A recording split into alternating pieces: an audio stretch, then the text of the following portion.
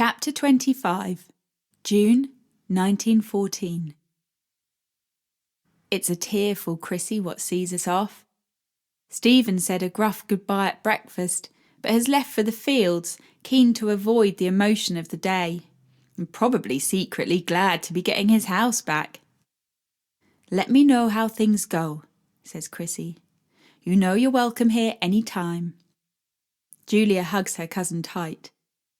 "Thank you for taking us in. I don't know what we'd have done if you hadn't." "It's been good to have some company.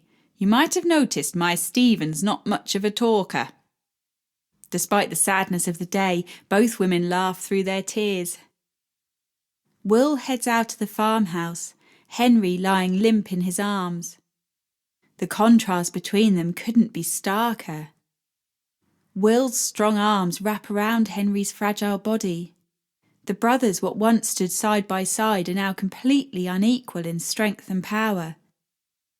It hurts my head to watch them, and I turn to Chrissy and give her a quick hug goodbye. Once Will has settled Henry in the wagon, he jumps up front and takes the reins. "Right, ladies, we're ready for the off." Chrissy waves one hand and holds a hanky to her eyes with the other.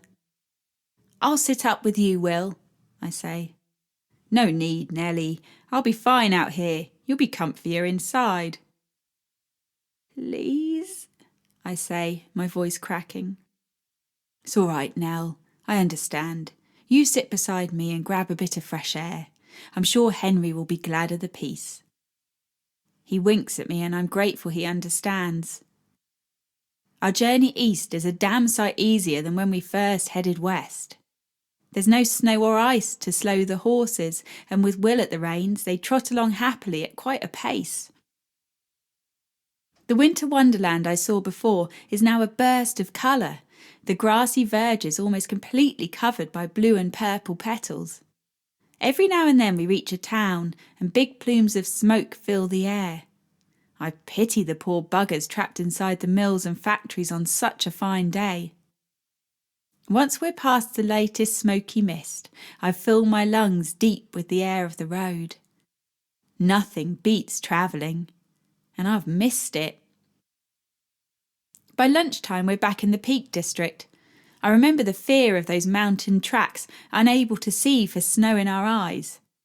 It's not a restful journey today though, for even though the roads are clear, there's still steep drops and tight bends that put Will's driving skills to the test. Julia bangs on the window and I reach behind and open it.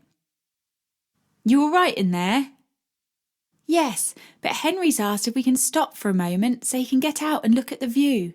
He missed it all last time we were up here." "No problem," says Will, pulling the horses to a stop by the safe side of the road. They're happy with a rest, munching on grass, their long tongues lapping at a stream what flows down the mossy hillside. Julia helps Henry out of the wagon, and he sits himself on the step. "Anyone for a cuppa?" Julia asks. "Good idea," says Will, sitting himself on the grass beside Henry. "How you feeling?" "Not so bad, thanks to your driving. If it was Nell at the reins, my teeth would have fallen out of my head by now." "Oi, I'm a good driver, aren't I, Julia?" "Stop teasing her, Henry," says Julia. I don't mind his teasing. Means he must be feeling all right. "You get much sleep?" I ask him.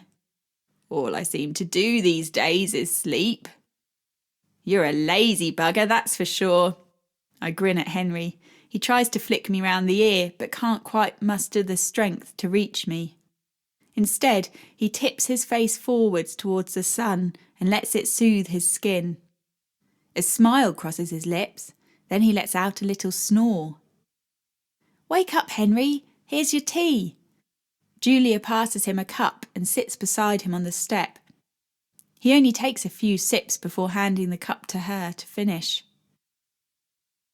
"Quite the view you get from up here," he says, shielding his eyes from the sun. Around us lie purple-blue hills, below us a tree-filled valley, the sparkle of a river curling along its base. "Beautiful," says Will. Never made it this far north myself. I'll have to bring Sophia up here one day. She'd love it. Should have seen it in the snow, I say. It was like when I saw Siberia at Robert's cinematograph. You were mad as hatters, making the crossing in those conditions. Sophia was in a tizzy for weeks till your letter arrived, letting her know you were safe. All's well that ends well, said Julia, tipping the last of her tea onto the grass. You all right to keep moving, Henry? Yes, boss. Might need to get a bit of help off this step, though. Julia and Will put themselves under each of his shoulders and carry him back to bed. He's tired as anything, but being back on the road has put the twinkle back in his eyes. Should we stop the night around Derby? Will asks Julia. Let's see how Henry's going. We've got 2 more days to get to Cambridge, but if he's feeling all right, we may as well press on further. We reach Derby at 5, and Will checks with Julia whether we should stop for the night. Henry's fast asleep, so I say keep going. We won't lose light for another 5 or 6 hours. Let's aim for Leicester and camp there if we can. The light is fading fast when we reach the outskirts of Leicester. Will finds a grassy field with a big enough opening to get the wagon through, and we park up for the night. No one will bother us here, and we'll be gone at first light tomorrow. Will sleeps out beside the wagon, saying he's happiest under the stars. I reckon he just wants to give Henry some privacy. I sleep like a baby after a day out in the fresh air, and Henry sleeps even deeper than me, drugged up to the eyeballs on opium. We've had a good run of it, and by 3 we're pulling into the busy streets of Cambridge. People are swarming all around, eager for the fair to open tomorrow. Chrissy would love it here. So many varieties of sheep and pigs being loaded out onto vans ready for market. It takes almost as long to drive through the town as it did to get all the way from Leicester. We get held up by wagons unloading, people moving machinery into place, and children running this way and that in front of our horses' hooves. It's a relief to reach Midsummer Common. Most of the show folk have already arrived, but Will tells us Sophia's saved a good spot for us beside them. He leads the horses to the edge of the common, and they let out a grateful snort as he uncouples them from the wagon. Sophia rushes out of her wagon as soon as she sees us. She gives Will a good old smacker on the lips before pulling me into her arms and kissing my hair near 100 times. I've been so worried about you all. Thank God you're safe. Henry and Julia are inside. I want to warn her about Henry, but I don't get the chance, for she's off and up the steps before I can stop her. I rush to the door and catch her loud gasp as she sees Henry lying on the bed. Oh, my poor, poor love. What the hell's happened to you? Her eyes are full of tears and she's all red in the face. You know how to make a man feel good about himself, whispers Henry, face screwing up in pain. He sticks out his tongue and Julia puts a few drops of opium on it. Henry's eyes glaze over and his head lolls to one side. Best leave him to sleep for a bit, says Julia, taking Sophia by the arm and leading her back outside. Fucking hell, Julia, why didn't you let me know things had got so bad?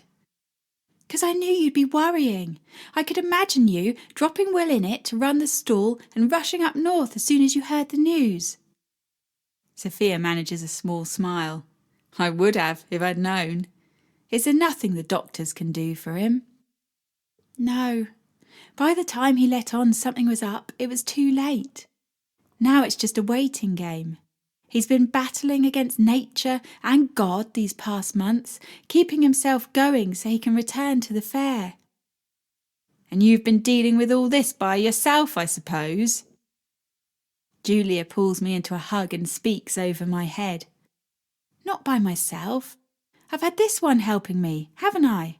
She's been a marvel when it comes to caring for Henry. There's also been Cousin Chrissy. She'd never make it as a nurse, but she's a fine cook and we've needed one of those to keep us all going.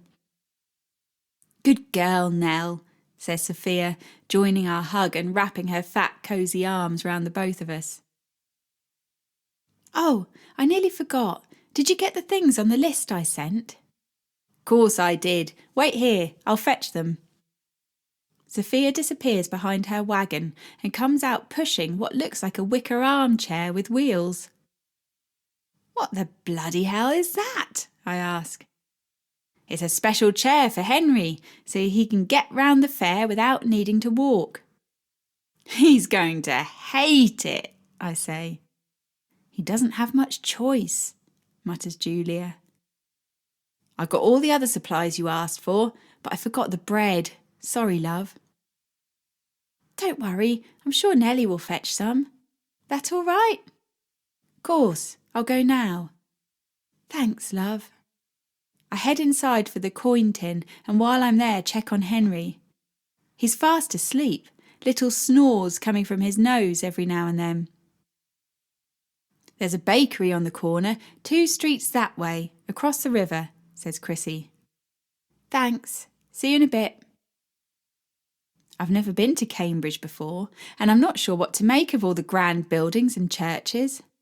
Don't get me wrong, they're beautiful, but it's all a bit posh for my liking. I walk along the edge of the common till I find a little bridge, the colour of sand. Blokes whiz along the river below, in boats as thin as one of Henry's legs. I can hear them shouting to one another, and their voices sound just like King George. Bloody toffs. The streets are that busy it's hard to follow the directions Sophia gave. I go 2 streets up from the river, but there's just some massive building with stained glass windows and men in suits guarding the entrance. I don't reckon I'll get no bread there. I turn down a side street. Maybe this will take me the right way. A bloke in a suit whizzes past on a bicycle. He stops halfway down and pedals back towards me. A leather bag is slung on his shoulder and an old musty book pokes out the top. He can't be much older than me, for it looks like he's trying to grow a beard without much success. You look lost, he says. His voice sounds like he's shoved at least 5 plums in his mouth. I'm looking for the bakery.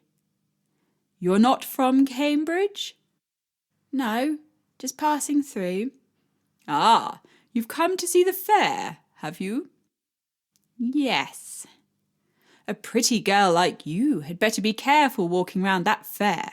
They're a rum lot over there. I wouldn't trust them as far as I could throw them. I want to punch this bloke in the nose, but trouble is the last thing I can take back to Julia. The fella gets off his bike and walks beside me. If you could just give me directions, I'll be on my way. I'll walk with you for a bit. It's no trouble for me. No, really, I'll be fine, thank you. The fellow drops his bike to the ground, and before I know what's happening, he's pinning me to a wall. Get off me! I shout, but there's no one else on the street to hear me. Good girls don't walk down streets alone. You must be easy enough. Come here. I scream as he shoves his hand up my dress and tries to get to my private parts. My legs are trapped beneath his, or I'd knee him in the balls. His mouth is slobbering wet kisses all over my neck. I feel a trickle of drool running down beneath my collar. There's only one weapon I've got, so I'd better use it wisely. I shift my head to the side and bite down as hard as I can on his ear. A taste like metal hits my tongue and the fellow lurches back, screaming like a baby. With my legs free, I whip my knee up and the scream goes even higher as pain rips from his privates. He curls up, dropping to the floor like a slug covered in salt. I don't hang around, sprinting through the streets, heading to the river.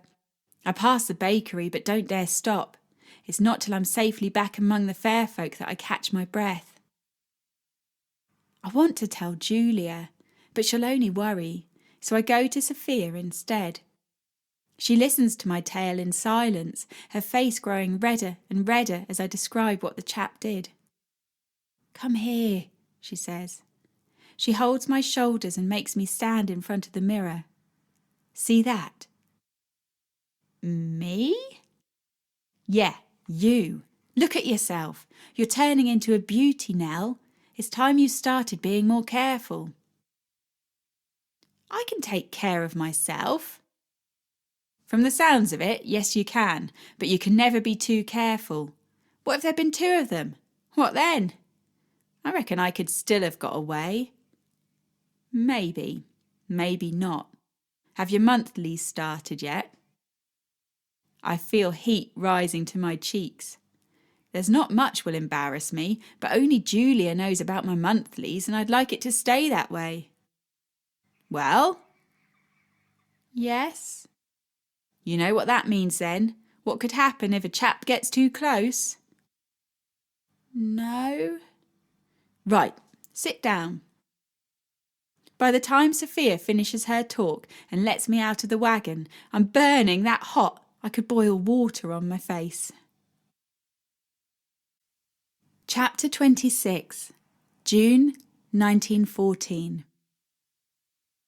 All set? Henry nods. He's propped up in his wicker chair on wheels with a bunch of cushions. Julia spread 3 blankets across his legs, despite the warmth of the evening. Poor old Henry looks utterly ashamed at being pushed around like a baby in a pram, but he's wise enough to know it's the only way. He must still be in his 50s, but looks more like an old man of 90. Where to first? Will asks. Everywhere, says Henry. Will pushes Henry to the centre of the common. It's packed with people hanging around, straining their necks in the direction of the town. They're coming, a man shouts. People stand on tiptoes to get a good view. A procession of 4 shiny black motor cars weaves its way between stalls and rides. The cars stop, and men in fine suits, gold chains and medallions hanging round their necks climb out. A big-bellied man walks to the front of their group. That's the town crier, whispers Sophia. Silence for the proclamation on pain of imprisonment. His voice booms across the crowd. Children still their fidgeting and the adults hush their chatter. Town clerk, whispers Sophia as a tiny little man steps forward. He produces a scroll and begins to read the fair proclamation. The peace should be kept. All idle and evil-disposed persons should depart, upon pain of imprisonment or other punishment. As soon as he's finished the proclamation, the town crier draws a deep breath and yells, God save the King! God save the King! The crowd cry back at him. Henry crooks his finger and beckons me to put my head close to his. That town clerk said idle people should depart. Reckon he was talking about me. He winks at me and I squeeze his hand. I think he'll let you off, just this once. The posh-looking men climb back into their motor cars and the crowd scramble in all directions, ready for the fun to start. You want to take a look at the animals? Will asks. I've seen enough animals these past few months to last me a lifetime, Henry says. What I'd really like is a go at the shooting gallery. Then the shooting gallery we shall go. Me and Julia follow behind the brothers. As his wheels turn, Henry's head moves this way and that, taking in all that's around him. Stop, he says, and we pause beside the gallopers. Children climb onto the beautiful horses, giggling and screaming as they move up and down. Henry's smiling, but his eyes are wet. Remember when we used to sneak a go on the gallopers, Will? Dad would be searching all over the fair for us, and we'd get a right good hiding when he found us. Will laughs. I remember us hiding underneath one time. Bloody hell, we got a good walloping for that. He pulled you out by your ear, didn't he? Henry smiles. Those were the days. You all right to keep going? Henry nods and Will manoeuvres the chair onwards. Plenty of folk do a double take as Henry wheels past. Some remove their caps and look sad. Others look confused. Is this really the man they knew? Henry greets all with a smile and a wave of his hand. We reach the line of shooting galleries and Henry points to one. Will takes out a coin to pay, but the gaff lad waves his hand away and Will puts the change back in his pocket. The gaff lad hands him the rifle and Will holds it up to Henry's shoulder. I've got it, Will, Henry says. The rifle shakes in Henry's hands and we all take a step back. The gaff lad minding the stall hops from one foot to the other, looking across at his boss for help. Right, folks, we got a VIP here, the showman says. Let's give him a bit of room and he can show you how it's done. Julia shoots a grateful smile across at the man. The last thing we need is Henry shooting someone by mistake. Henry adjusts the rifle, pushing the butt firmly into his shoulder. He squints, then shoots. Bloody hell, how did he do that? For a man so weak, the shot is a miracle. A bottle shatters into pieces as the bullet hits. A perfect shot. The crowd around the stall clap and cheer. We're all impressed, but you can almost see the sigh of relief coming from folks' mouths that Henry's hit a target and no stray bullets went flying. I'm ready to go back to the wagon now, says Henry. Right you are. Henry doesn't go straight to bed. We sit outside the wagon with a cup of tea, listening to the sound of an organ ringing out, the screams of folk and laughter of kiddies. I fancy a beer, Henry says. You sure, love? That could interfere with your medicine, says Julia. Bugger the medicine. I'll take some extra pain for the taste of beer on my tongue.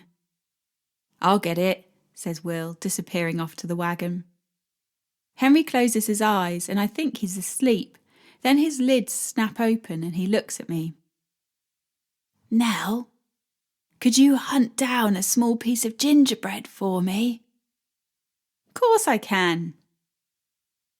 When I return, Henry's taking tiny sips of beer.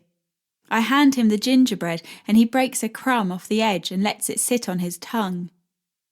Best taste in the world, he says. Everyone's playing at being jolly. Anyone walking past would think we're just a family enjoying a picnic in the sun. But there's a Last Supper feel about it. Julia has a smile plastered on her face, but her eyes dart back and forth to Henry, and she flinches every time she sees his face crease up in pain.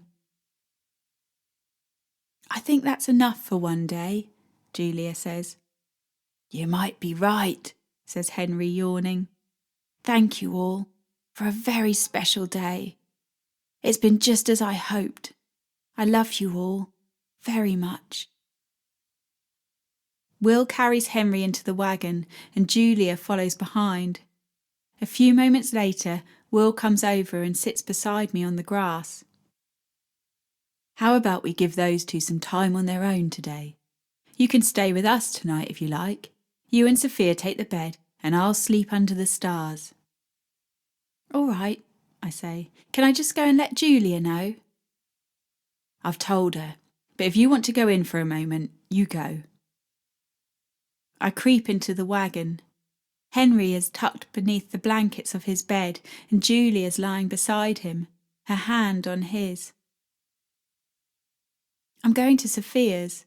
I'll stay there tonight. Good girl, whispers Julia. Can I say goodbye to Henry? Come here, she says, shuffling over to make room for me. I lie between them, my adopted mum and dad, the three of us together for what I fear may be the last time. I snuggle into Henry, laying my arm gently across his chest. Julia wraps her arm round the both of us and we lie in silence. Henry's breaths come fast and light, like airy hiccups. Sophia will be waiting for you, says Julia. It's best you go. I prop myself up on an elbow and lean down to kiss Henry's cheek. I'm off, I tell him. I'll be back in the morning and I'll see you then. Sleep well. I get the last words out with a choke and close the sliding door quietly behind me as I leave. Rather than bursting in like I normally would, I knock on the wagon door. No answer. The door opens with a quiet click and I let myself inside. All the curtains are drawn and one thin spear of sunlight breaks through a gap, slicing the air. Julia? I creep to the sliding door and listen. There's a snuffling sound, like when Chrissy's pigs were rooting around for food. Julia? In here. I slide the door open.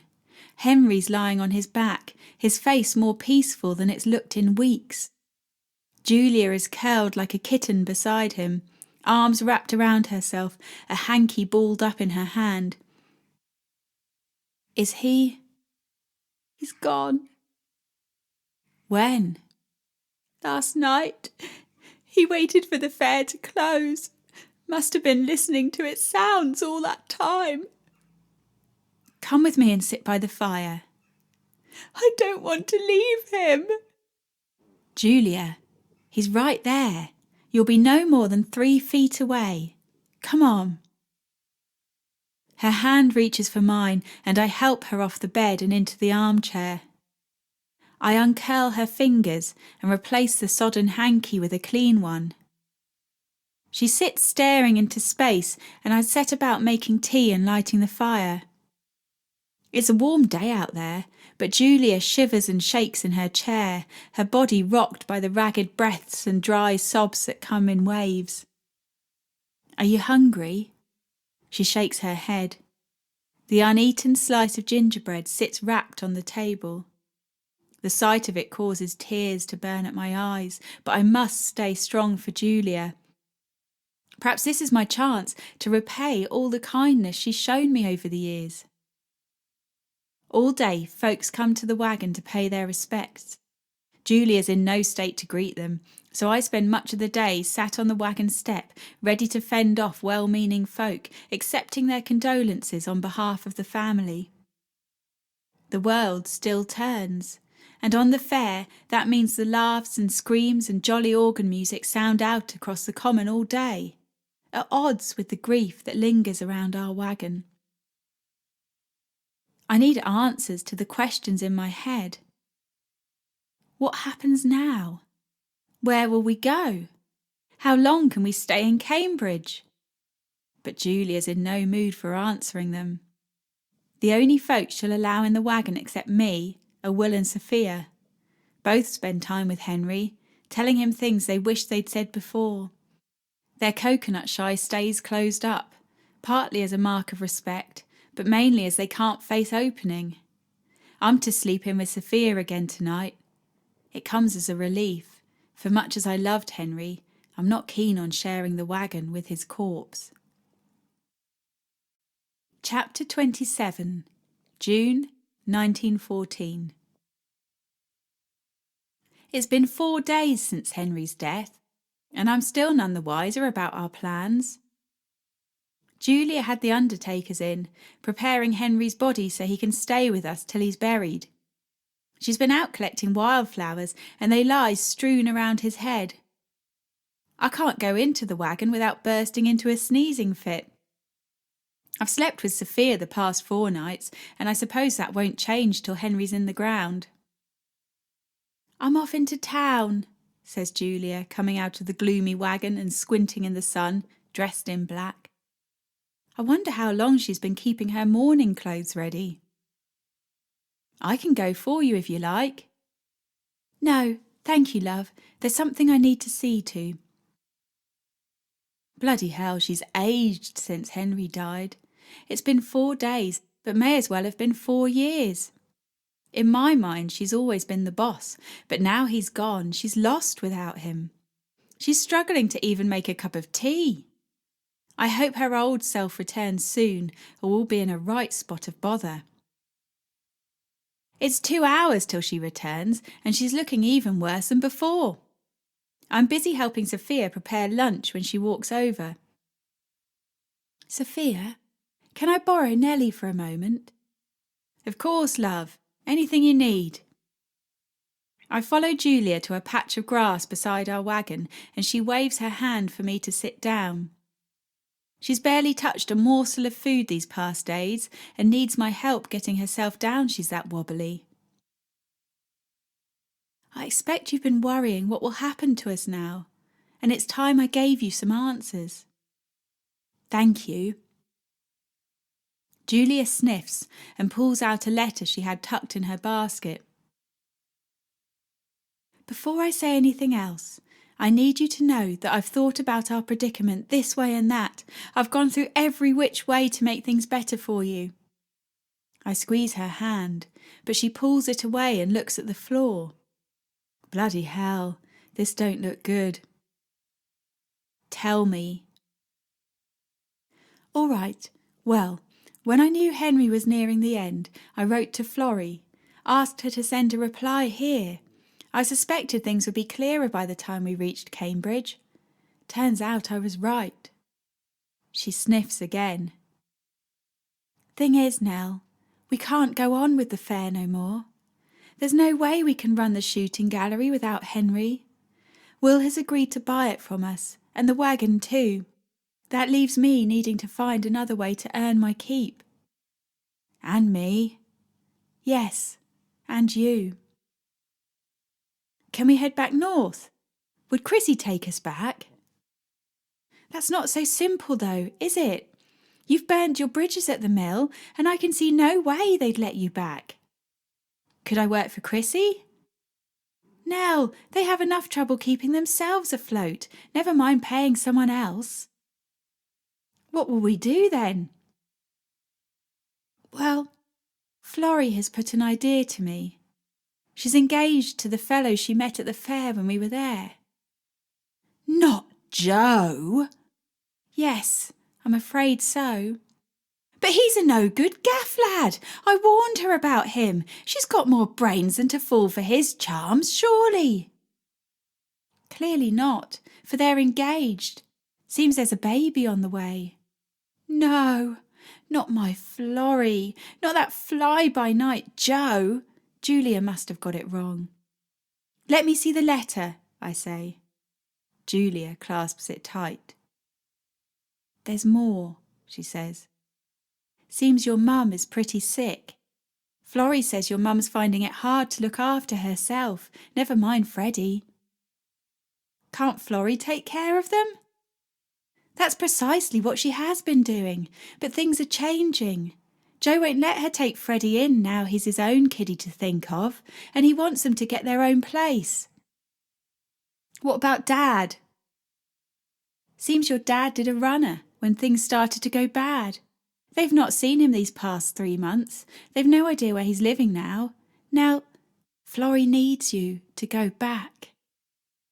No, I want to stay with you. I want that too, more than anything, but there's no way I can care for you now. I can find work. Nell, it's too risky. If we stick together, we could both land up in the poorhouse. And there's more. She takes a newspaper from her basket and unfolds it on the grass. Some posh bloke has been shot, and there's talk it could start a war. I lean across her and read the newspaper for myself. Archduke and his wife shot dead in the street. What will the tragedy mean? Far-reaching effect. Bombs on the railway. Bloody hell, Julia, what does all this mean?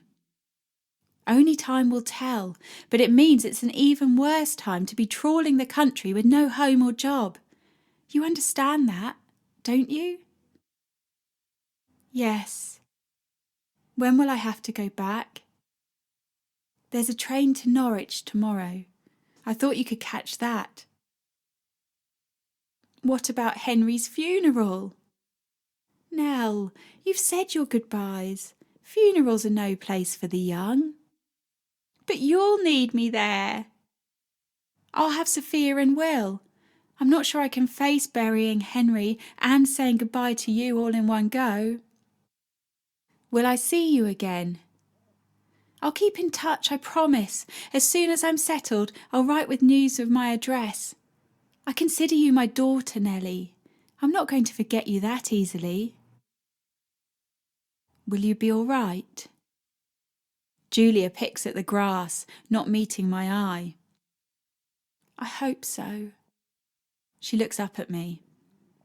It might take me a while to get back on my feet, but I've suffered plenty in my life and always bounced back eventually.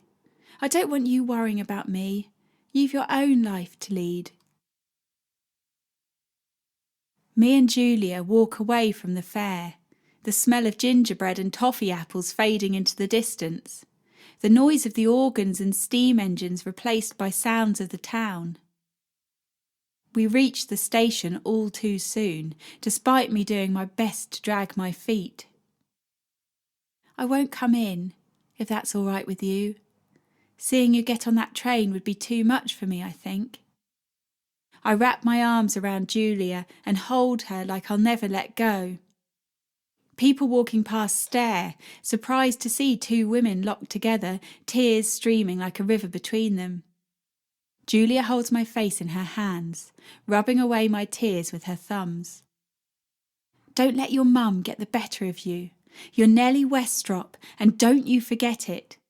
We'll see each other again one day, but until we do, take good care of yourself. Live a good life. Now go, my love. I stand still, unable to walk away. Julia sighs, kisses my cheek, then turns and walks back towards the fair. Julia! She turns to face me. Thank you for being my mum. Her hand flies to her mouth and her shoulders shake in a sob. Then she turns on her heel and disappears among the crowds. I don't know how I find the ticket office or the platform, but somehow I do. The guard checks my ticket and I board the train. The carriage is quiet. Most folk are coming to the fair, not away from it, and I have no trouble finding a seat. The whistle sounds and the train inches forward with a judder. Cambridge disappears in the distance. Have I left Nellie Westrop there too? Am I returning to Ellen Hardy? No, I'll never be Ellen again. Too much has happened for me to return to her. Julia named me Nellie, and Nellie I shall remain. Chapter 28. June 1914. I've never been to Norwich Station before. It's bigger than I expected, noisier too. Florrie's not on the platform, so I head to the exit and look for her there. She sees me before I see her. Ellen! She's running towards me, her arms waving. When she reaches me, she pulls me into a hug and I feel her round belly press against my flat one. Hello, Florrie. Good to see you, Ellen. I put my bag on the ground and look at her. Florrie, no one calls me Ellen no more. I'm known as Nellie now. Or Nell, I don't mind. Just not Ellen, please. All right, Nell. Just don't get mad at me if I forget sometimes. We heading straight to the yard? How about we find a spot to sit for a minute? Probably best I fill you in on what's been happening before we see Mum. All right. I follow her to a low wall and we sit side by side, watching a boat slowly winding its way along the river. First things first, I say. What the bloody hell are you playing at, getting mixed up with a gaff lad? Florrie checks my face to see if I'm joking. She realises I'm deadly serious and pouts out her lips. Joe's a good man. I won't have no one saying otherwise, especially not you. Right, so other folks think he's a wrong 'un too, do they? That's not what I said.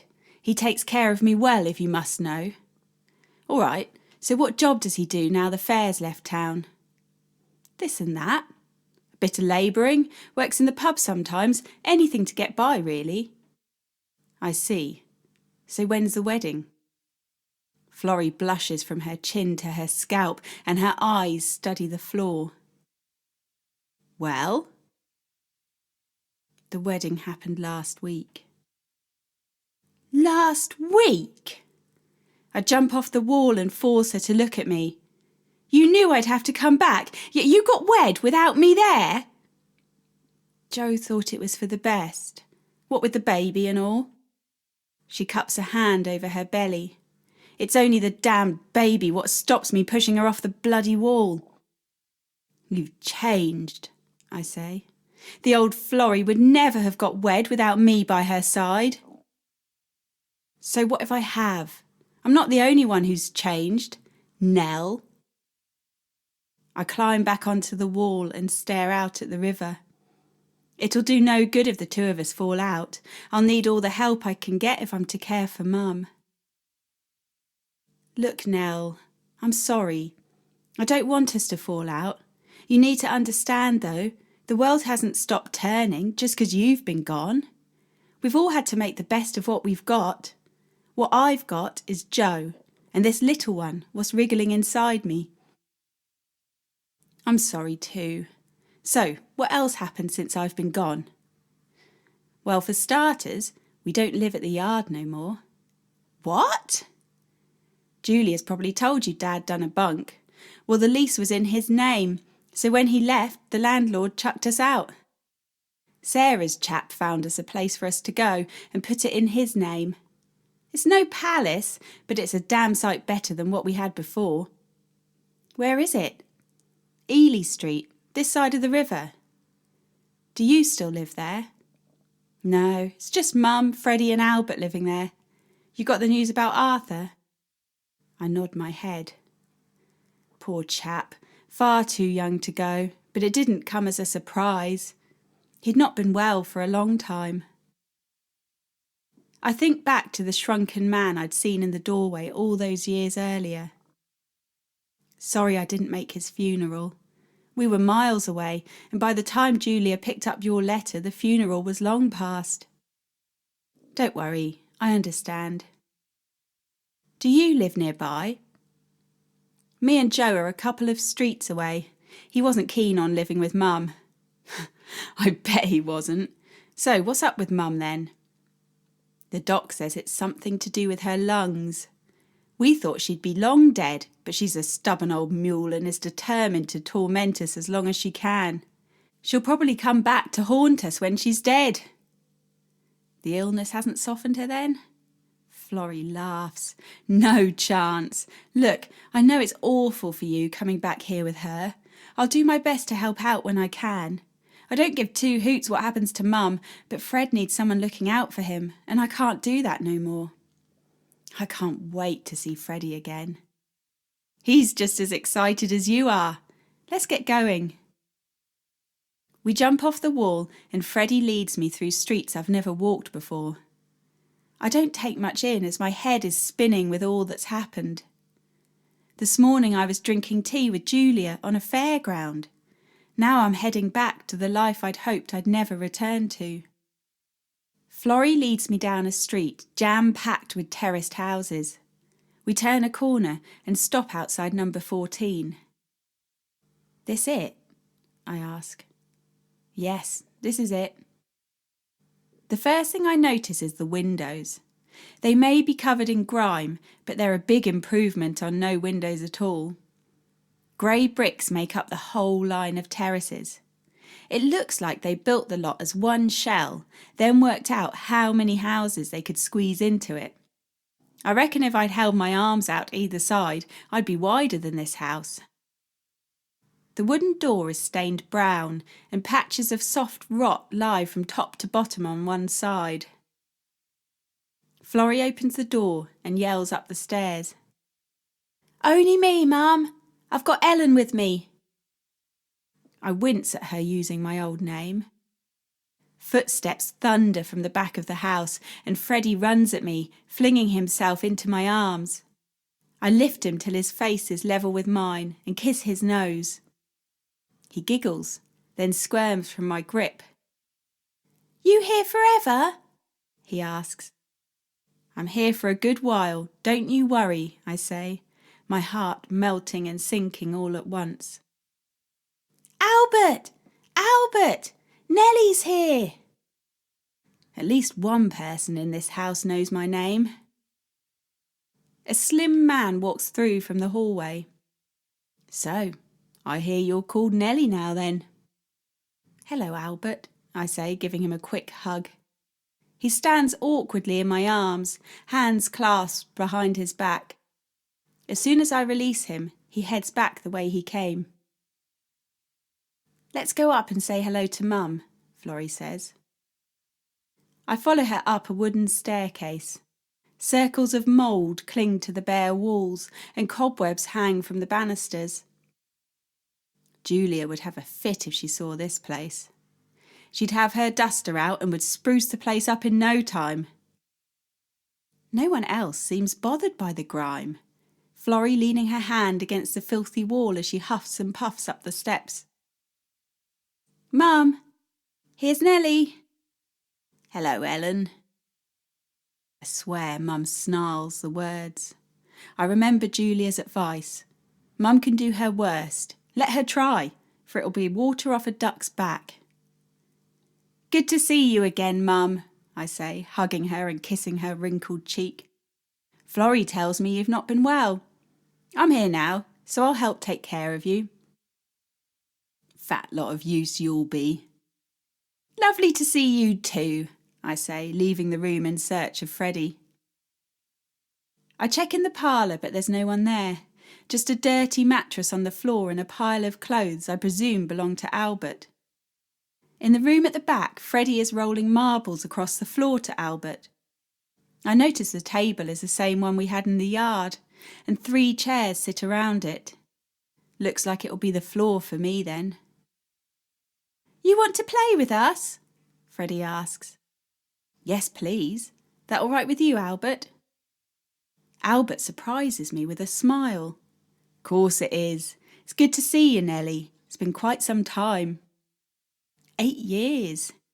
What are you doing with yourself these days? Still working at the shoe factory? He's courting a girl from St Benedict Street, pipes up Freddie. Albert blushes. You probably don't know her. It's Maggie. She was 2 years above you at school all them years ago. Isn't she a bit young for you? Only 2 years difference, and I treat her well. It's nothing serious, but I like her. Well, as long as you don't make her do nothing improper. Course I don't. Good. Albert says there could be war. Says he'll become a soldier if there is. That's so, I say. It's all everyone at the factory's talking about. They reckon that Archduke being shot has stirred up a proper old shitstorm. Yeah, I read about it in the paper. Was that only yesterday? Anyone for a cuppa while we play? Go on then, says Albert. Where do I get water from? Pumps out back, next to the privy. We share that with half the street, so you should be able to smell it before you see it. Great. I'll take an open field with a hole in the ground over a shared privy any day. I make the tea, only to discover there's no milk. This day just gets better and bloody better. In the 3 days since I've been home, I've learnt to live with the pain in my belly each time I think of Julia and Henry. I save my tears for night, for they're private. At night I dream of the fair, or the farm. Each morning I wake thinking I'm in the wagon. Each morning the hard floor beneath me reminds me I'm not. I tell myself I'm lucky I had those happy years, but in my bleaker moments I wonder if I'd have been better off without them. What you don't know can't hurt you. That's what they say, isn't it?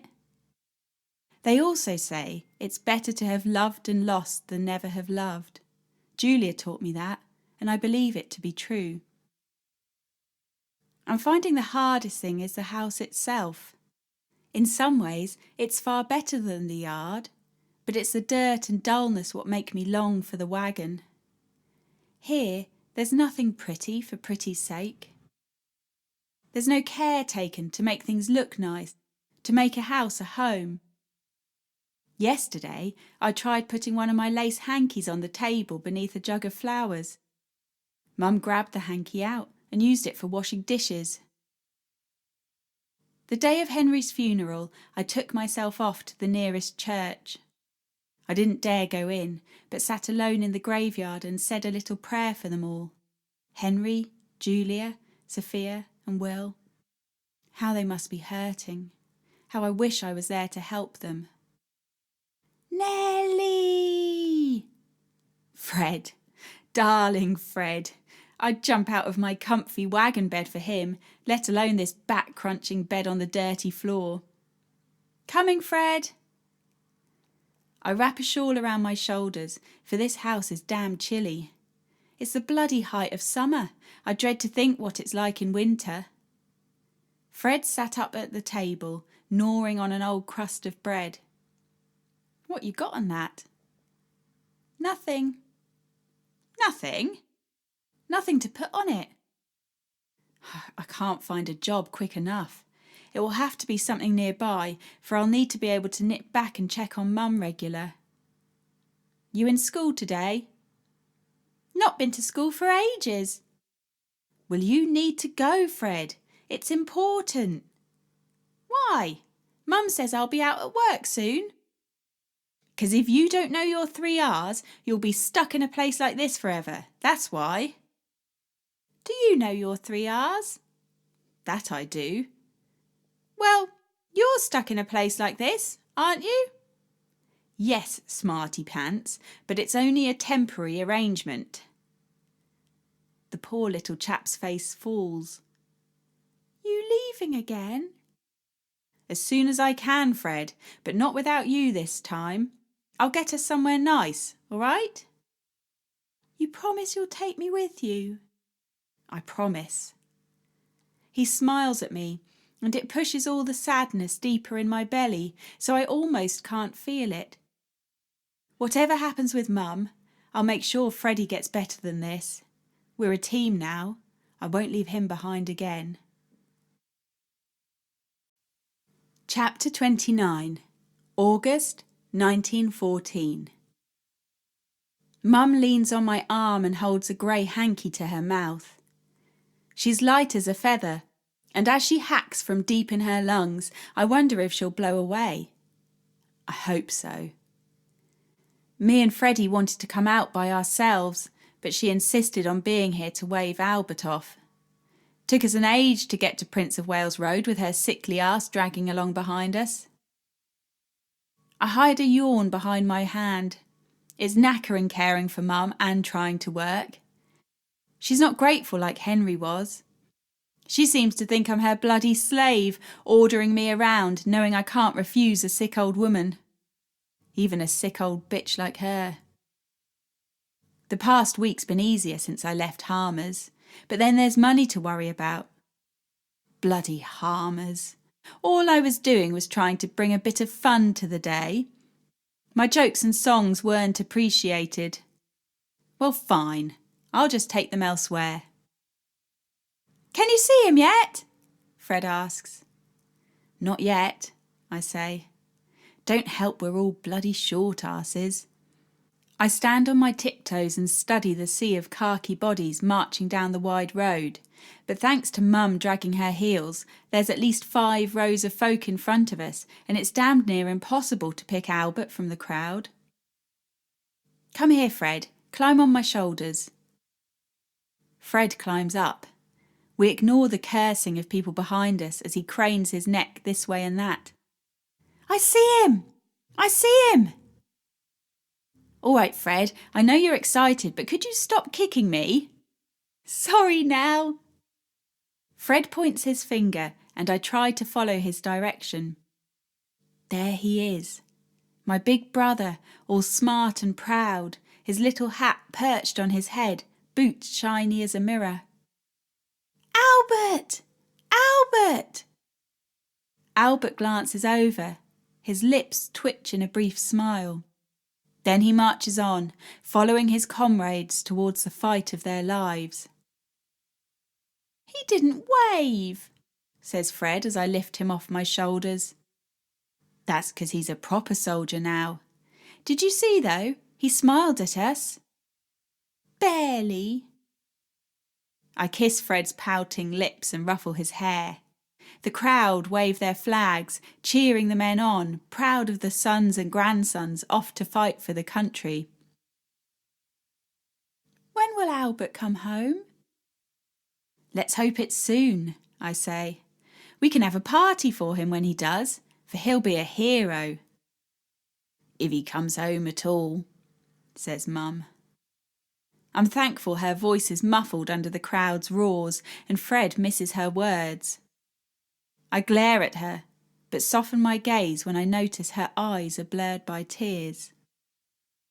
She goes to speak, but launches into another coughing fit. People shuffle away from us, and I gag as a lump of slime lands on my sleeve. I think we should get Mum home, Fred. But I want to stay and watch the soldiers. I know, but we've seen Albert now. Mum needs her bed. Bloody Mum, he mutters. Mum hears and gives him a clip round the ear. I feel my face burning hot as both women and men around us tut. They probably whack their kiddies too, but they wouldn't do it in public, not on an occasion like this. I grab Fred's arm and have to drag him through the crowd. He's cross with me, keeping his head down and refusing to speak. As soon as we're through the masses, he sprints off ahead. Bloody hell, what can I do? I can't leave Mum by herself, nor do I want Fred lost in the city. Wait here, Mum, I say, finding a wall for her to perch on. I need to find Fred. I'll be back in a tick. I run down towards the river. Please, God, don't let him have crossed the bridge. If he's made it to the yards, there'll be no finding him. At the bridge I pause. Where to? A strange sound, a bit like a cry, is coming from the riverbank. I head down and see Fred, bent double, his face red as anything. Fred? I say. He looks up. Water is streaming from eyes that are bulging out of his skull. I rush over to him and grab his arms. What's wrong, Fred? What is it? Can't breathe. Oh, God, the noise he's making is bloody awful. Take deep breaths, I say. He tries, but it comes out in that horrid squeal. His body is going limp, and I scoop him up in my arms before he collapses to the ground. Help! I scream. Help! A woman steps out of her shop and sees us. Come here, she shouts. I can help. I run as quick as I can. Fred's not a big lad, but he's heavy enough and I don't want to drop him. This is my brother. He can't breathe. Bring him inside, love. The woman steps aside to let us in the shop and turns the sign on the door from open to closed. Through the back, she says. Get him on a chair. Shouldn't he lie down? I ask as she pulls out a high-backed wooden chair from beneath a table. No, he needs a good clear path for the air. Don't let him bend over. I hold his shoulders back so he can't bend double again. The woman kneels on the floor in front of him. What's his name? Fred. Right, Fred, you listen to me. Take a really big breath in, through your nose and out through your mouth. Fred wiggles in his chair. You need to calm him down, love, the woman says to me. I begin stroking his back, rubbing my hand slowly in circles. I feel his shoulders relax a little. Come on, Fred. I'll do it with you. The woman takes a huge breath through her nose and Fred copies her. She breathes out and he does the same. His eyes have stopped watering, but he's still red in the face. Keep going, Fred. The woman has his hands in hers. She's looking into his eyes. I feel so helpless, just stroking and stroking, but she gives me a smile to let me know it's helping. It's another 5 minutes before his breathing sounds better. How are you feeling now, Fred? She asks. Bit better. Good. Now, let me make you some tea. That should help too. The woman potters around the small room. This happened to him before?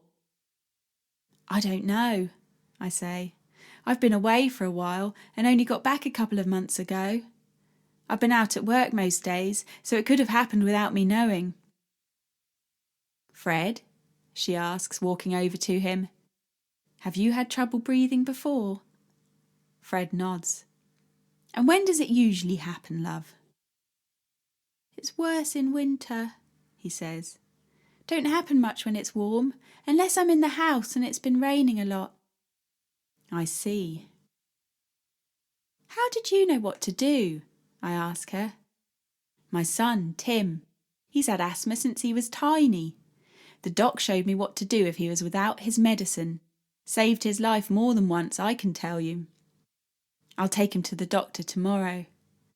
You do that, love. Is your house damp? I think of the mould on the walls and peeling plaster. Yes, a bit. Well, I know it's hard, but try to keep him in the best room with the most air coming through. Living in bad conditions will only make matters worse. I have plans to move us elsewhere, but for the moment our mum's sick, so we're stuck where we are for the time being. Bloody hell, Mum! I'd completely forgotten about her sat on that wall. 5 minutes I'd said I'd be. Look, I'm sorry to be rude, but I left my mum on the street while I came to look for Fred.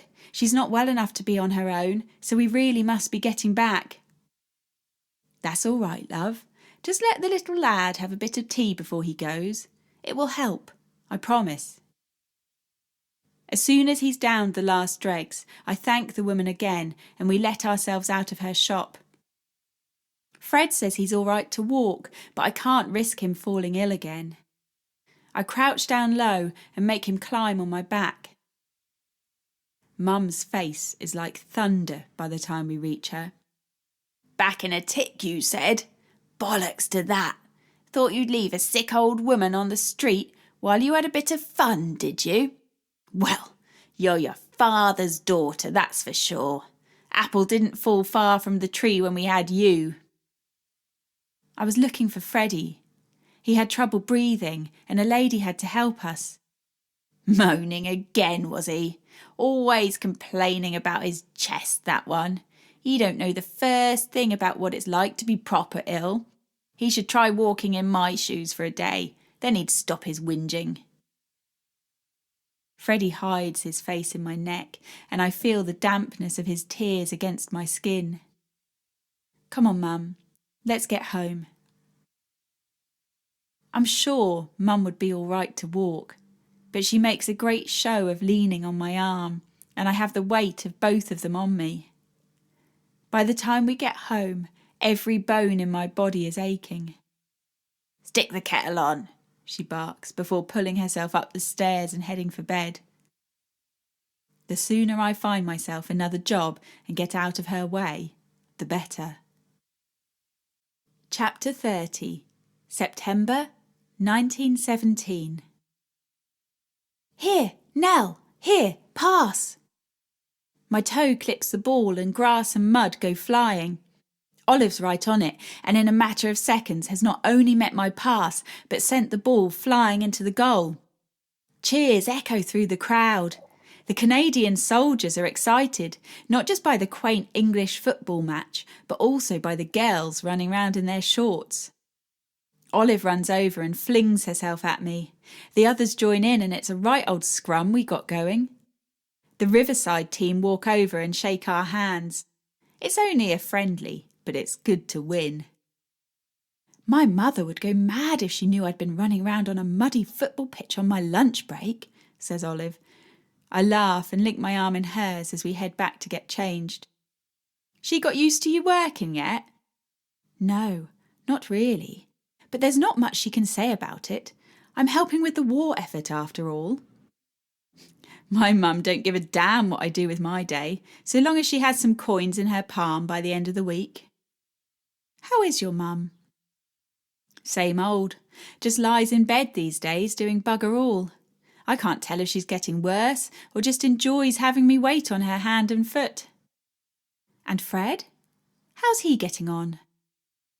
He's an angel, a scrumptious, mischievous angel. Been to school every day so far this year, despite his chest playing him up. Still getting the attacks? Yep. The sooner I get him out of that mouldy old house, the better. You need to find yourself a rich man. That what you plan to do, is it? I intend to look after myself, not have some old bloke giving me orders. Not even Jack? Nah, Jack's just a bit of fun. I'm not sure he sees it that way. It was a nice surprise to find Jack already working at Bolton and Paul's when I first arrived. A familiar face, one I'd not seen for 10 years, mind. Lately, his face has become a bit too familiar. When he first asked me out, I thought it was just as friends, but the slobbery kiss he gave me at my front door said otherwise. In moments like these, Henry and Julia sit firm in my mind, giving me advice, and a right old telling off if I act the fool. You seeing him later? Olive asks, pulling on her coat and wrapping a scarf round her hair. Probably. Seems to turn up at my house most nights whether I ask him to or not. You could do a lot worse than Jack. Maybe. Or maybe I could do a lot better. Olive laughs and hails a tram to get us back to the factory on time. All the others are already at their seats on the line, but no one minds us being late. They clap as we walk in. Even the supervisor congratulates us on our win before telling us the fuses won't make themselves and to hurry back to our seats. I much prefer the factory to the mill and feel for Julia, who's been working there ever since she headed back up north. At the factory it's noisy, but not so much that you can't have a good old chinwag. I sit beside Olive, who, despite thinking she's posher than the rest of us, is a right good laugh. 5 o'clock rolls round quickly enough, and me and Olive head to the canteen. Word is Mrs. Pym's made beef stew today, though God knows how she got hold of the beef. Probably horse or dog, I say. Olive looks horrified. Come on, I'm only joking. I'm sure it will taste good, whatever it is. I'm surprised I'm not fat as a barrel with all the food we get here. I try to sneak as much into my pockets as I can. Fred's always grateful for my doggy bag at the end of the day. I wish I could be home more for him, but we can't do without my wage coming in, and at least I get a day off each week. It's best when it falls on a weekend, then me and Fred can wander the streets together dreaming of the posh houses we'll live in one day. I don't like leaving him alone with Mum. She's too weak to hurt him with her fists, but her tongue's as sharp as it's ever been. He's under strict instructions not to go upstairs while I'm out, but I know she gets him running errands for her. Having someone to grumble at is the only thing keeping her going these days. What time are you on till today? Olive asks. 9. How about you? Same. Best eat up and get back to it.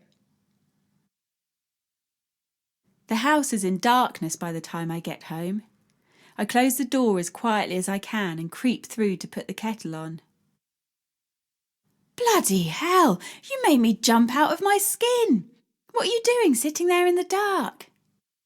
Sorry, says Freddie, getting up from beside the fire. It was too cold upstairs, so I thought I'd come down here and wait for you. You scared the living daylights out of me. Fred laughs and gives me a hug. Can I sleep in with you tonight? Course you can. I like having Fred in with me. He's almost as tall as me now, and I doubt he'll be wanting to share with his sister much longer. How was school? Good. Mrs. Thorpe says I'm a high flyer. Oh, does she now? That's what I like to hear. She reckons I'm university material. Well then, I'd better keep working my socks off so you can get there. Imagine that, a Hardy at university. That would be a turn up for the books. Fred starts coughing. You all right? Yeah, not too bad. My chest's been playing me up again today, though. I watch him struggling for breath. Whatever it takes, I need to get him out of here. I just need a plan and time to save. Sit down, I say. Remember the deep breathing I taught you? Fred recovers himself and I make us both a cuppa. How's Mum been today? Bad. She got through 5 hankies and all were red with blood by the time she'd finished with them. I'd best get the doc in again tomorrow. My heart sinks at the thought. More of my hard-earned coins will be heading down the drain. We sip our tea slowly, the warmth of the fire more tempting than the cold bedroom. Come on, I say as Fred lets out a big yawn. Up the wooden hill with you. Fred heads up and I nip out to the privy before checking there's enough coal on the fire to keep it warm till morning. On my way to the stairs, I pause by the parlour. Albert's bed lies just as he left it, his civvy clothes folded in a neat pile. I hate seeing them lying there, but with our money so tight, it makes sense to save them for Fred. Poor Albert. We were so proud to be waving him off. What fools we were. Crouching beside his bed, I lift a shirt to my face. There's no trace of Albert left within the threads, and all I smell is damp. War is an ugly, cruel beast. I reckon me and Albert could have become good friends had he returned. The old familiar pain tugs at my belly as I remember his brief smile as he passed us on Prince of Wales Road. He was so proud to be serving his country. All he got in return was fire, pain and death. What a world we live in.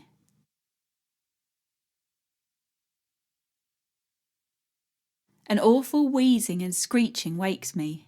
Fred's body is stiff beside mine as he tries desperately to suck in air. Here, I say, propping his back against the damp bedroom wall. Look at me. I take deep breaths in and out. Fred tries to copy, but he can't get the breaths in he needs, and I can see he's starting to panic. Where's your medicine? Gone, he squeaks. You used it all up? Mum took some. All right, look, Fred, you're going to be fine, but we need to get you to a doctor. Can you walk? Fred shakes his head between wheezes. I wrap a blanket round him and make sure his back is firm against the wall. I'm going next door. I'll only be a minute. Don't leave me, he gasps. Fred, I say, holding his cheeks between my palm.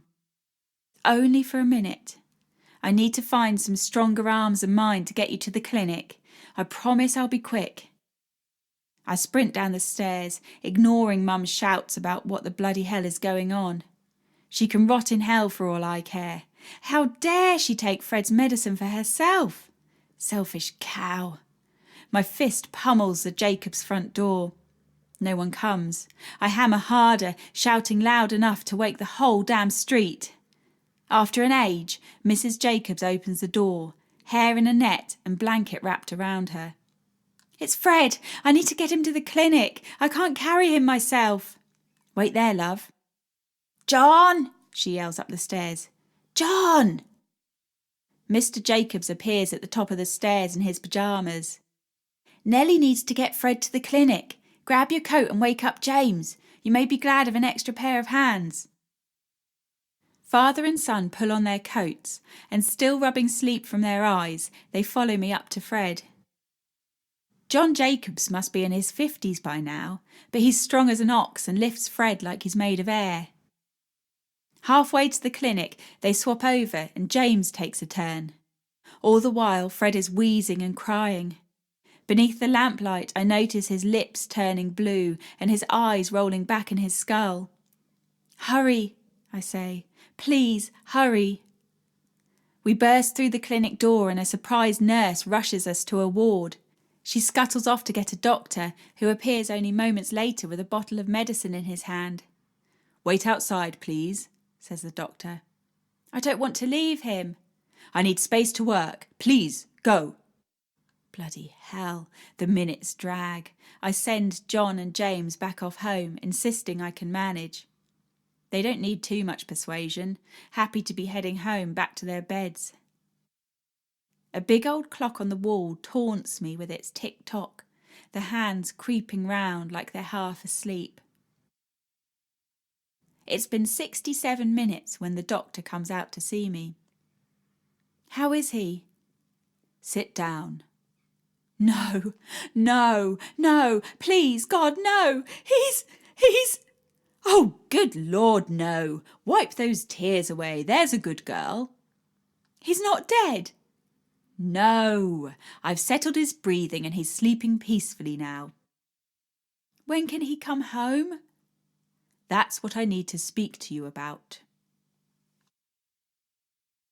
Chapter 31, September 1917.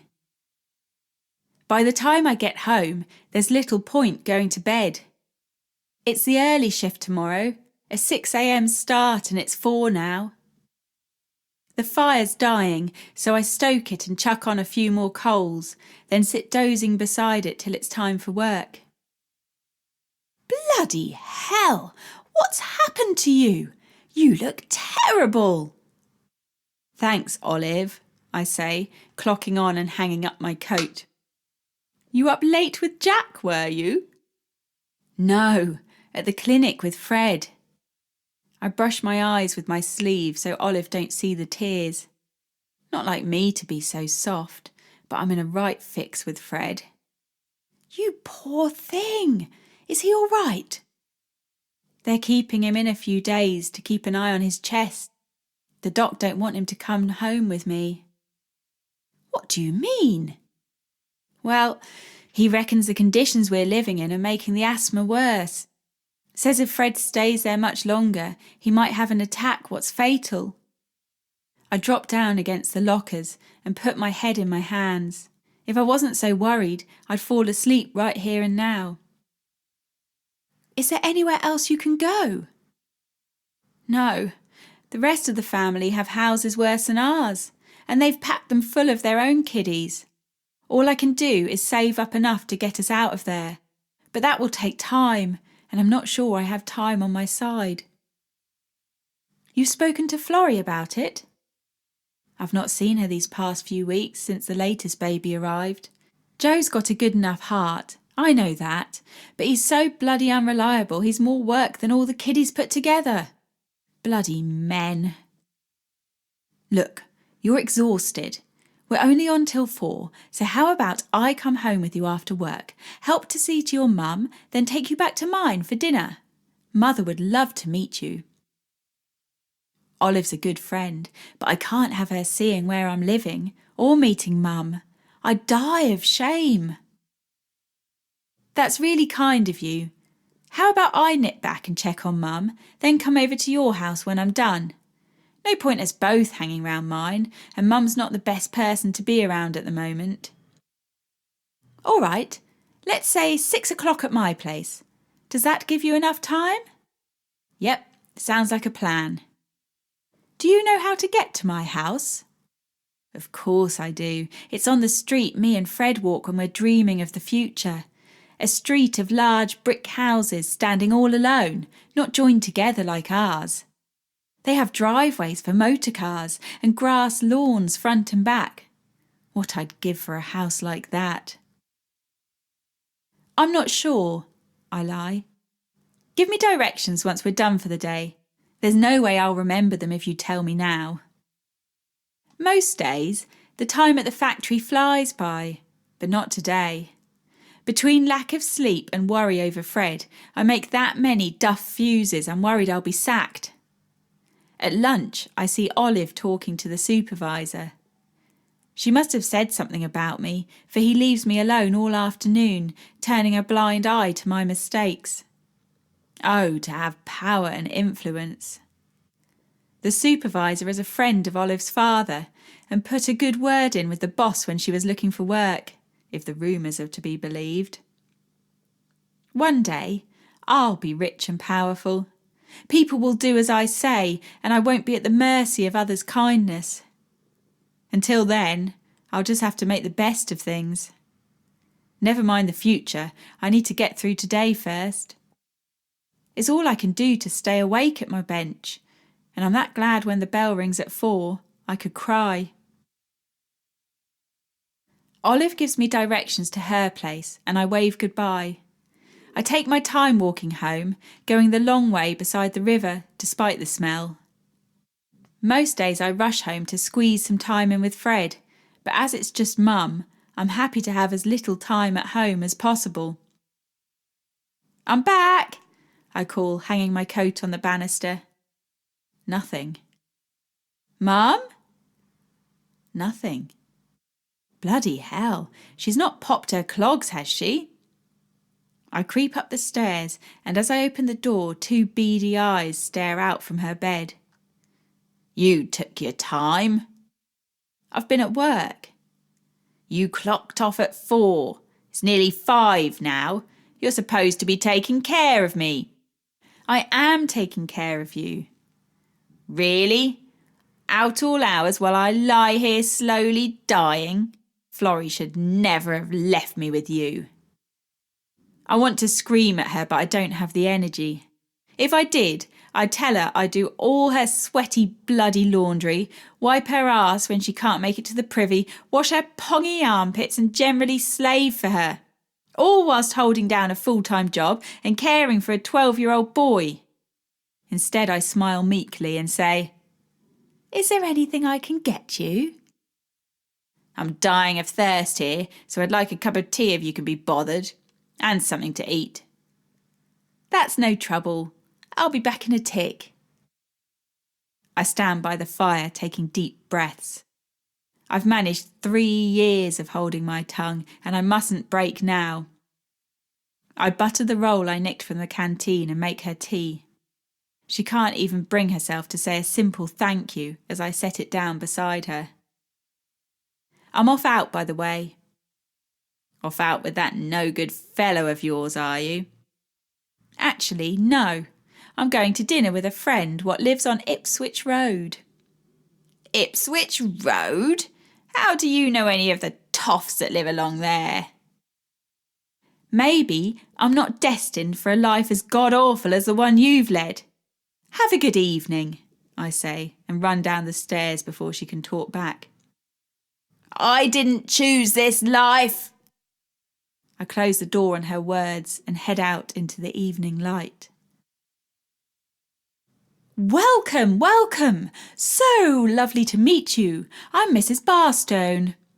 Nellie, I say, holding out my hand. No need for formalities, the woman says. She ignores my hand and kisses me on each cheek. Lucky I washed my face before coming over. Shoes off, please, dear. Please, God, let my stockings be free of holes. My old leather flats sit beside rows of high heels, polished till they're gleaming. What the bloody hell am I doing? I don't belong here. I'd turn on my heel and run as fast as I could if I still had shoes on my feet. You're here, says Olive, rushing forwards for a hug. I wasn't sure you'd make it, what with your mother being so poorly. Oh no, is your mother unwell? Mrs. Barstone asks, taking a step back. Yes, she's been sick for a while. Oh, the poor love. Is there anything we can do? I hide my smile at the thought of this posh woman meeting Mum. Thank you, that's very kind, but I have things under control. She's lucky to have you, I'm sure. Now, come through to the sitting room. You must be exhausted after the day at the factory. She leads me through the wide hallway with doors going off in all directions. Here we are, she says. Take any chair you like. I'll make us some tea. My feet sink into thick cream carpet. No wonder she wanted my shoes off. The closest I've come to this is the times I've walked through snow. But the carpet isn't cold. It cuddles my toes like a slipper. I head to an enormous armchair, pale pink with gold trim. This is Julia's kind of place, only I doubt Mrs. Barstone keeps it shipshape without help. I can't help but run my finger across the mantel. You won't find any dust there, laughs Olive, throwing herself into a plump settee. Our lady, Mrs. Brown, is forever dusting. My face burns at Olive catching me. She must think me so rude. Sorry, I say. It's just a treat to be in a room this clean. Haven't been somewhere as nice as this since... I stop myself from talking about the wagon. I've never got used to trusting flatties with my past. Olive knows I was adopted by Henry and Julia, but she thinks they were up north the whole time, not out on the road having the time of our lives. Since? Asks Olive, curious. I'm rescued by Mrs. Barstone coming in with a silver tray covered in teacups and biscuits. I'd hoped Mrs. Brown would still be here to serve us, but she had to get back to her family.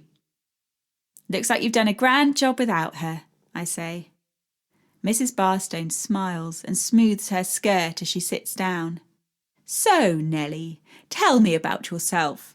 Do you have brothers and sisters? I have plenty, but most are married now with their own children. It's just me and Fred at home these days. Fred and I, says Mrs. Barstone. Olive gives her a glare and winks at me. Sorry, Fred and I. And how old is Fred? Almost 13 now. And he doesn't mind you leaving him alone this evening? No, ma'am. He's at the clinic. Had a bit of bother with his chest. My bloody eyes go and fill with tears, don't they? I want to curl up with shame. Other than handing me a hanky, Mrs. Barstone pretends not to notice. And your Fred? Is he at school? Yes, he is. Now I smile. The teacher reckons he's university material. He's a darling, is our Fred. Then I should like to meet him too one day. He'd love it here, I say. A place like this would do wonders for his chest. And your own home doesn't? I colour up again. Bloody hell, why did I go and open my gob? We've had a few problems with damp and such. Can't your father see to that? Dad died a few years back. It's not a complete lie. He could be dead for all I know. I see. Well, as soon as your brother is well, you must bring him here for tea and cake. That's very kind. Thank you.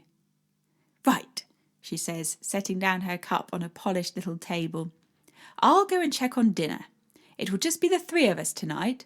Olive's father has been held up at work. Come through in 10 minutes, girls. I wait until she's out of earshot before turning and whispering to Olive. What does your dad do? I can't remember if you've said. Runs a bookies, but don't let on to Mother you know that. She's all airs and graces, but the truth is neither of them were born into money. They're self-made, and not always through strictly legal means, if you catch my drift. Well, this is a turn-up for the books.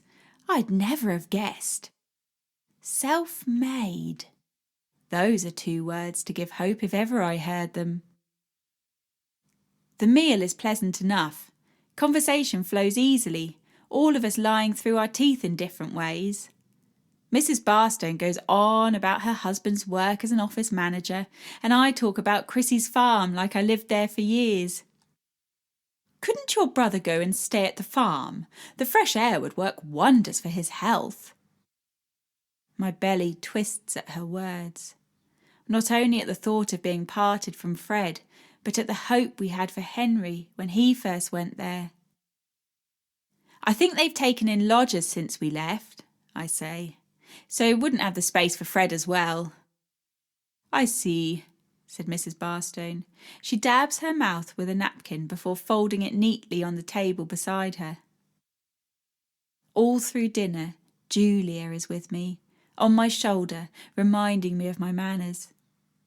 Henry's there too, leaning against the doorway, laughing silently at my attempts to cover over our fair life and create an almost entirely fictional life story. God, I miss them. Chapter 32, November 1917.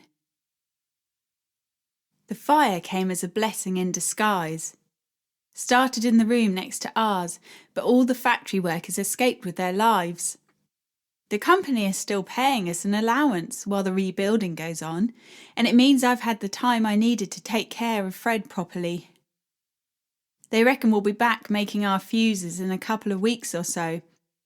Part of me wants to go back, but with both Mum and Fred getting worse by the day, it will be a job to manage it all. Only us, I say, letting myself into Florrie's hovel. I'm up here, she says, and me and Fred take the stairs 2 at a time. She sat up on her mattress, a baby at her breast. Fred blushes and looks away at the sight of his sister's chest laid bare for all to see. Florrie don't look too good. Her belly's not shrunk since the baby came along. Childbirth don't seem to suit her like it does some folk. The doc warned her not to have more after the first, but I'm guessing she has a job keeping Joe off her. Bloody men. You all right? I say. Getting there. She waves at us to sit beside her. I go over, but Fred lurks beside the door. Why don't you see if there's any kiddies outside to play with? I ask him. I'm not a little boy, he says, stretching himself up to look taller. All right then, young man. How about you go and fetch us some bread and milk from the shop? Here, I say, taking a few coins from my pocket. Fred disappears off outside. Why'd you do that? Florrie asks. I wanted to see him. Well, you can see him when you don't have your titties flopping around the place. Poor chap, he looked terrified. Fair enough. How's the baby getting on? He's doing well. It's just really taken it out of me. Taken me ages to get back on my feet. Well, don't you be having no more. Remember what the doc said? If you can't keep Joe off you, there's ways and means. Look at you, all knowledgeable in ways of the world. Anyway, when's it your turn? Jack must be itching to get wed soon. That's not going to happen. I gave him the flick. What? Why? I thought he wanted to marry you. He said he did, but I reckon he just wanted to do the business. Kept putting his hands in places he shouldn't. I wasn't having any of it. Not before we were wed, anyway. When did you become such a prude? Henry and Julia taught me well. No good letting yourself be taken so easily. You don't want chaps to think you're easy. When the moment happens, it should be as man and wife. You saying I'm easy? That's not what I said. Yes, it is. How is your husband these days? Florrie scowls at me and ignores the question. The baby finishes its sucking and she buttons up her blouse. Want to hold him? Yes, please. The baby cuddles into me and gnaws on my shoulder. I breathe in his smell and hold him close. He throws his milk up in a trickle down my back, but I don't care. You're a natural. Thanks. Shouldn't have got rid of Jack so quickly. I reckon you're ready for kiddies of your own. Florrie, I'm only 17. I want to make a proper life for myself before bringing babies into the world. Not like me, then. I sigh.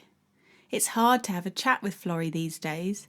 She takes everything I say the wrong way and is snappy and irritable. I love her as much as I ever did, but sometimes I wonder how much I like her.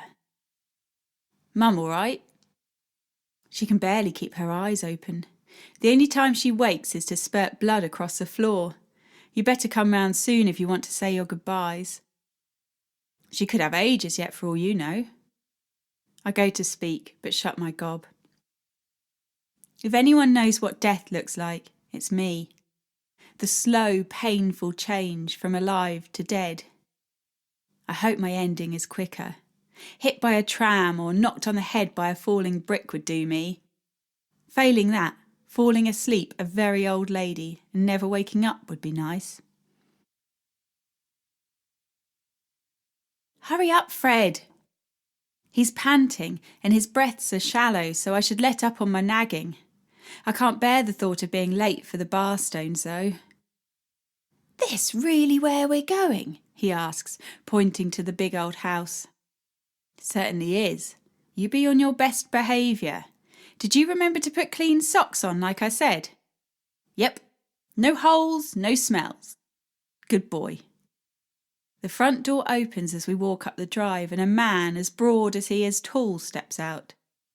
So, you're the famous Nellie, are you? And this must be Fred. Nice to meet you, Mr. Barstone, I say and shake his hand. I'd be more scared of him if Olive hadn't told me he's a bit of a rogue.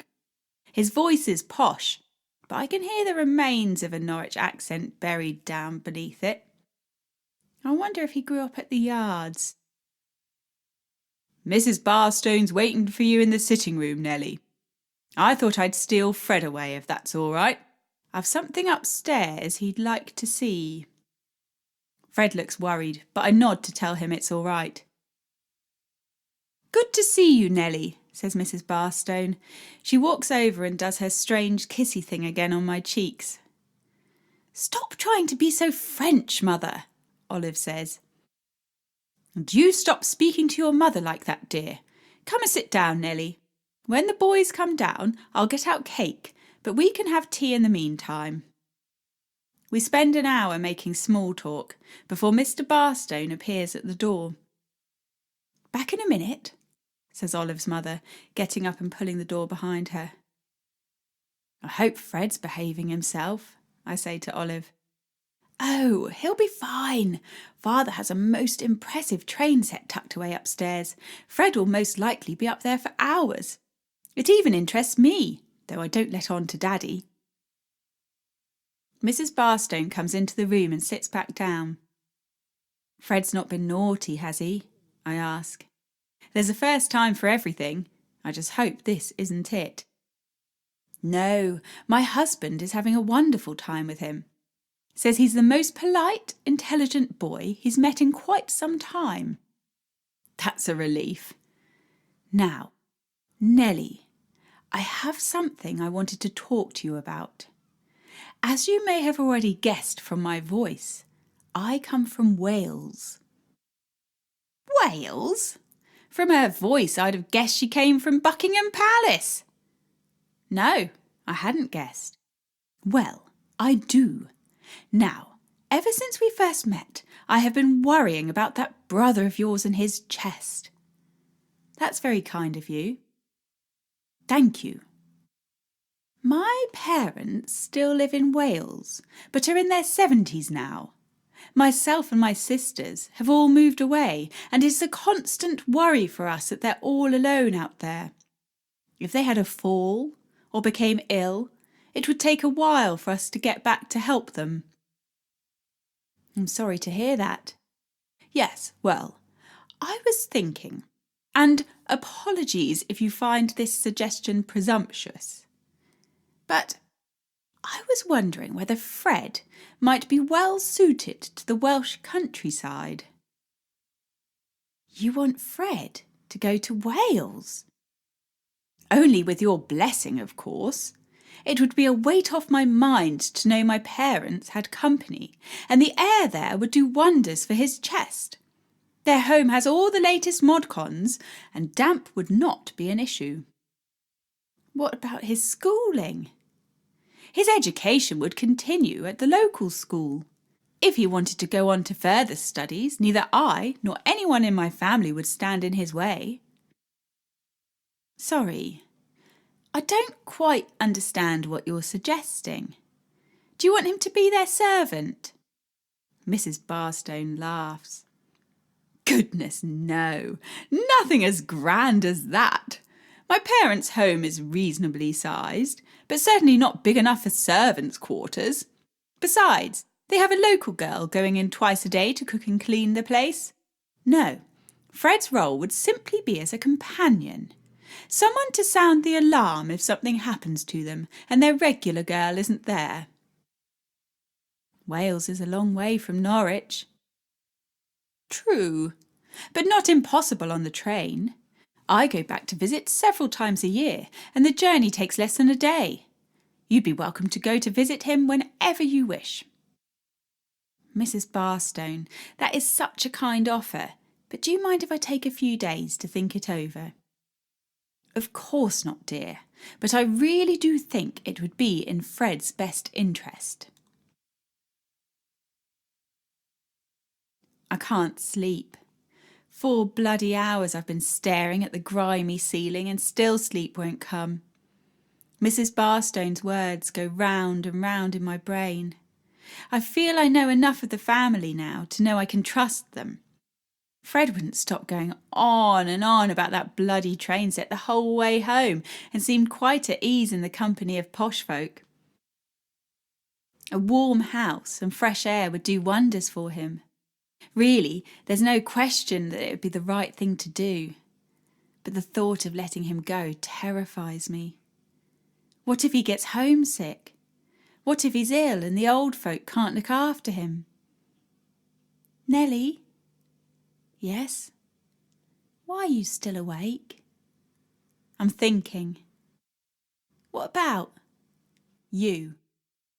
Oh. I told Fred the idea on the way home. I thought it would upset him, but he seemed excited, not scared. What's worrying you?